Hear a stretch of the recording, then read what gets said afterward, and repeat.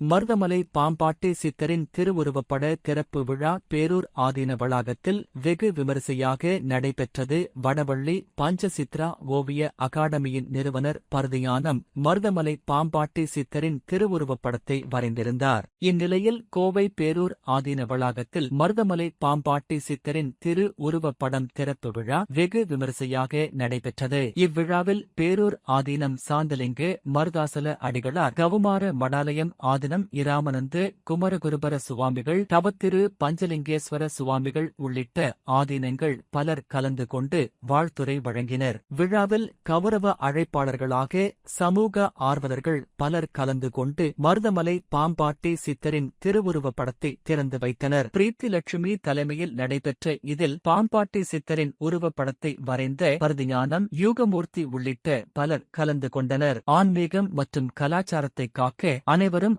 ஆன்மீக ஞானம் குறித்து இளம் தலைமுறையினருக்கு போதிக்க வேண்டும் என எடுத்துக் கூறினர். அன்பர் பெருமக்கள் நம்முடைய பேரூர் ஆதீனம் நம்முடைய தலைமையிலேயும் திரவையாதீனவர்களுடைய முன்னிலையிலேயும் நம்முடைய வேதாந்தானந்தா உள்ளிட்ட அருளாளர்களுடைய முன்னிலையிலேயும் நடத்தி இருக்கின்றது. இதிலே ஜமீன் காளிங்கராய் சித்தார்த் காளிங்கராயர் அவர்கள், நம்முடைய சென்னை ராமநாதன் அவர்கள், அதே போல நம்முடைய பாராட்டுதலுக்குரிய இந்த நல்ல நிகழ்வுடைய பங்கேற்று தெரிந்திருக்கக்கூடிய ராஜேஸ்வரி பிரியா அம்மையார் அவர்கள் மற்றும் ஆனந்தகிருஷ்ணன் அவர்கள் ஆகிய பெருமக்களை எல்லாம் கொண்டு இந்த விழாவை ஏற்பாடு செய்திருக்கிறார்கள்.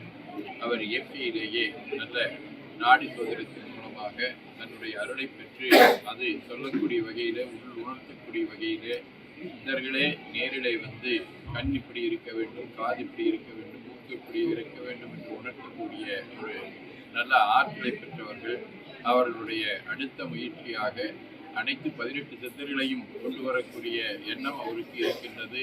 அதை அவருக்கு அருளாளர்கள் உணர்த்தி இருக்கின்றார்கள். அடுத்த கட்டமாக நம்முடைய கோணாசலமலை என்று சொல்லக்கூடிய திரு அண்ணாமலையிலே இருக்கக்கூடிய அந்த ஆற்றலை நமக்கு நல்கி கொண்டிருக்கக்கூடிய இடைக்காட்டி சித்தருடைய திருவுருவத்தையும் விரைவில் நல்கி இருக்கின்றார்கள். மேலும் மேலும் அவருடைய பணி சிறப்பான முறையிலே நடைபெறுவதற்கு எல்லாம் வல்ல இறைவனுடைய திருவருளை வாழ்த்தி மகிழ்கின்றோம். சில நாட்களுக்கு முன்னதாக கைலை குருமணி தமிழர் வாட்டு தந்தை சாந்தலிங்க ராமசாமிடிகள் அவருடைய 100 புகழரங்கத்திலே நம்முடைய மாண்புமிகு பாரத குடியரசுத் தலைவர் அவர்கள் கலந்து கொண்டார்கள்.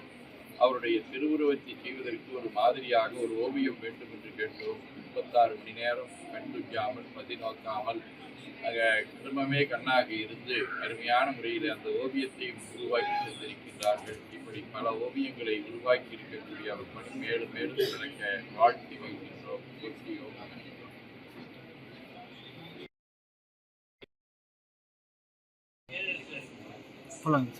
திருச்சிற்றம்பலம்.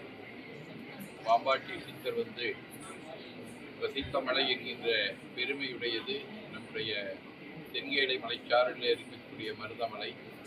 அங்கே அவர் தவம் செய்த அந்த திருவுரு கோலத்தை தன்னுடைய அகக்கண்ணினாலே கண்டு அதன் மூலமாக மிக அழகான முறையிலே இங்கே ஒரு உயிர் ஓவியத்தை நமக்கு நல்கியிருக்கின்றார் பருதி ஞானம் அவர்கள் சோழமண்டலத்திலே பருத்திக்கோட்டையிலே தோன்றிய திருஞான சம்பந்தம் அவருடைய நல்ல இறை உணர்வும் அவருடைய அர்ப்பணிப்பு உணர்வும் பாம்பாட்டி சித்தரை இங்கே நம்முன் நேராக உயிர் ஓவியமாக உயிர்ப்பாக கொண்டு வந்திருக்கின்றது. அது மிகவும் பாராட்டத்தக்கது.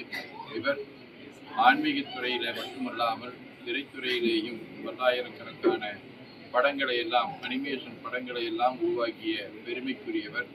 சிறந்த கலைஞர்களோடு தன்னை இணைத்து கொண்டு தொண்டாற்றிய பெருமைக்குரியவர்கள்.